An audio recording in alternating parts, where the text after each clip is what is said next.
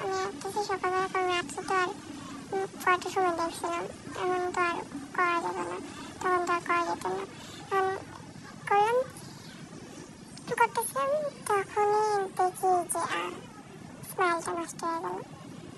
পুরো স্মাইল, আমার তো রাগ উঠছে। এই যে আগের হারটা, এই হারটার সময় আমি একটা ভুল করে ফেলছিলাম, রং লাগছিল দেখে আমি পুরোটা সাদা করছি, এরপরে রং করতে নিচ্ছি দেখে পুরো একবারে হয়ে গেছে।